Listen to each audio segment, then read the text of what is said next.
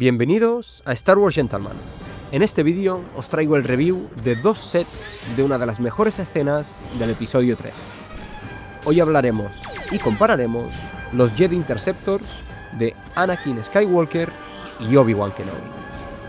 Estas naves las vimos por primera vez en la escena inicial del episodio 3, mientras los ejércitos de la República defendían Coruscant del ataque separatista. Primero de todo hablaremos del Interceptor de Obi-Wan, un set que salió el año 2016 con un total de 207 piezas y con un precio original de 29,99 euros. Este set incluye dos figuras, esta de Obi-Wan, ambientada obviamente en el episodio 3, y la de su astromecánico de confianza, R4. De todos los Jedi Interceptors que ha hecho LEGO hasta el momento, ya os avanzo que este es mi preferido. El diseño la hace muy parecida a la que vemos en la película. Pero es cierto, el interior de la cabina deja bastante que desear, ya que LEGO no incluyó ni un simple panel de control.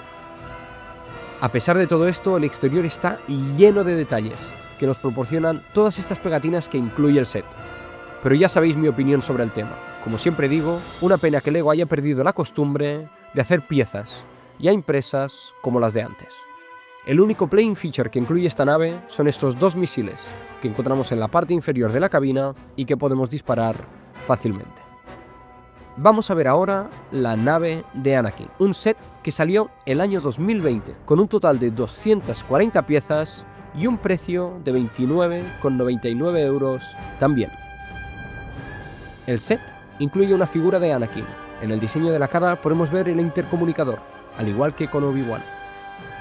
Y también incluye a R2-D2, su mejor amigo y compañero de 1000 batallas. Aunque inicialmente parezcan muy similares, el interceptor de Anakin tiene algunos detalles muy distintos al de su amigo Obi-Wan. La movilidad de las alas es una de ellas. Con mucho más margen de maniobra, le da más jugabilidad a la nave. Al igual que el otro set, esta también incluye dos misiles debajo de la cabina. Y en este caso, el interior tiene bastante más detalle que la nave de Obi-Wan. A pesar de esto, y de incluir 33 piezas más que la que hemos visto anteriormente, el nivel de detalle de las alas considero que deja mucho que desear. El set incluye menos pegatinas, pero a la vez eso hace que ciertas partes de la nave se queden sin detalle. La cabina solo permite poner a Anakin prácticamente estirado, una pose un poco rara, y que seguramente le complicaría bastante la vida a la hora de pilotar la nave. Soy consciente que puede parecer una tontería, pero en el set anterior, el de la nave de Obi-Wan, la figura puede estar sentada sin problema. La verdad es que no entiendo por qué LEGO no ha mantenido el mismo diseño de cabina, solo añadiéndole más detalles en el interior.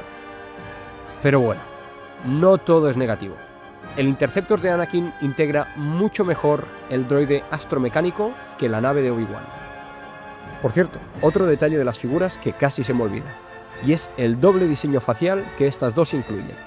En la primera versión, Anakin tiene una cara más tranquila y confiada, y en la segunda, más agresiva. Y en el caso de Obi-Wan vemos que las dos son completamente agresivas.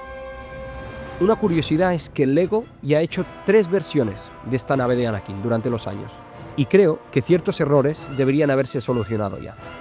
Por otro lado, la nave de Obi-Wan, aparte del detalle de que R2 sobresale demasiado, considero que es perfecta. Así que si tuviera que elegir un modelo ganador, sería el de Obi-Wan. Mucho más detalle y un mejor diseño en general.